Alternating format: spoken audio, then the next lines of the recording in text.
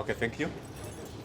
I'd wish to confirm that indeed the autopsy has been conducted today, finally, on the body of the late. And speaking on behalf of the family, as the family lawyer, the family agrees with the results that has been shared already. There was a battery of 5 doctors who participated in this exercise.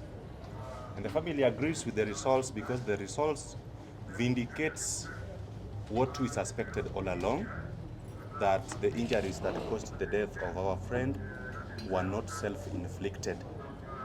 As the doctors will explain to you later, you will note that there have been discovered several injuries on various parts of the body of the deceased. Some of those injuries could not have been self-inflicted.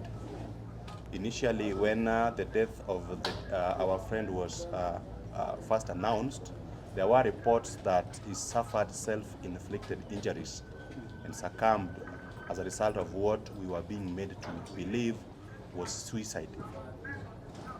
But the results of the autopsy that has been conducted this afternoon show that the injuries that led to the death of our friend could not have been inflicted by self upon himself.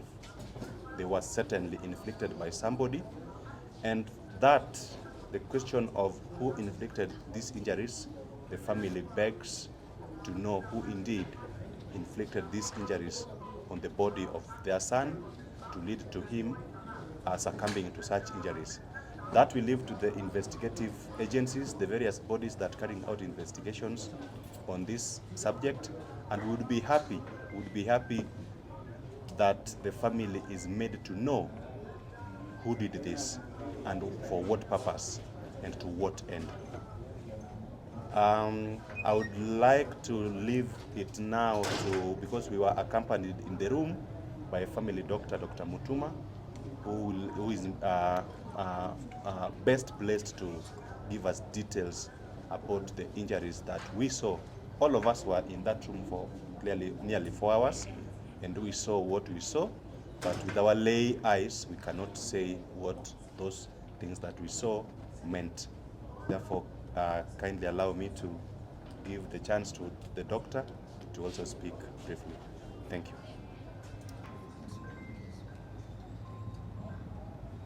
Albert, we did the postmortem.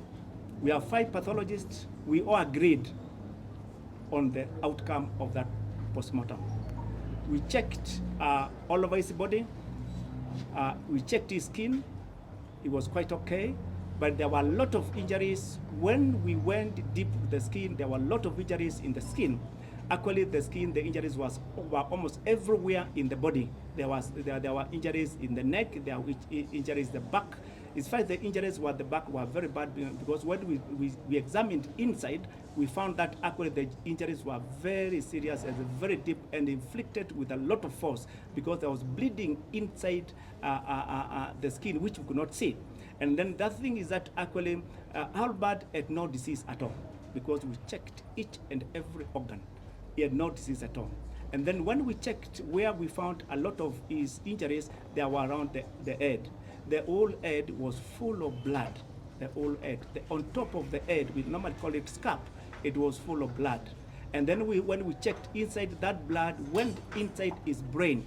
So the cause of death of Albert is because of head injury caused by blunt trauma, and he had signs of neck compression, apart from the multiple injuries which were all over the body. So I think from there, I think very important is that I will be able to write a report which will be very detailed for the lawyer. As the most important thing for us pathologists, we write the report to the lawyer. Of course, there's a report for the police which will be, we would sign all of us. That is a report which is for the police, and the police will be able to use it later in prosecution. But us, as a pathologist, have a commitment to write a report to the family through the lawyers, so that they can be able to interrogate the report and they will be able to present it in court. When I'm supposed to come to court, I'll come there and give the evidence still using the same report, which I'll be able to give to the lawyers of the firm. This report, it will not take a long time, but I need to each and every aspect which we found, it will be documented and in details. Now, we have already taken some specimen for toxicology. They are not that very important, but we need to check if there's anything which happened to Albert. But we know the cause of death is actually the injuries which were there. But we want to check, was there anything else which was given, because it's always very important. Thank you very much. Yeah, and it's just to start by saying self-abduction, self-killing, self-murder, and this narrative has been falsified. It is undisputable fact that Albert has been killed by the state. And the execution was happening a very short period of time, because he checked in Central around 9:30 something. By 1, he was dead.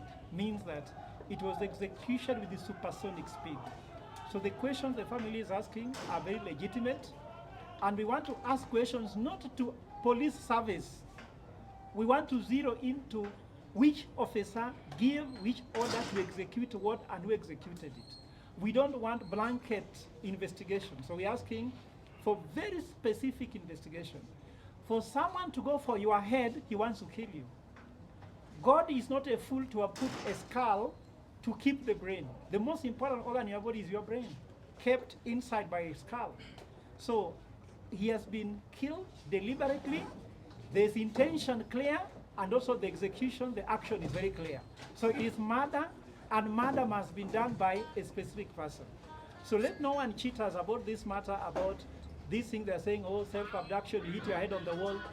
Let no one dissuade us, but I'm asking everybody out there to help the family to mourn. It's a time to support the family in any way you can support them. I'm sure you have already done a lot already, the media fraternity, all the young people.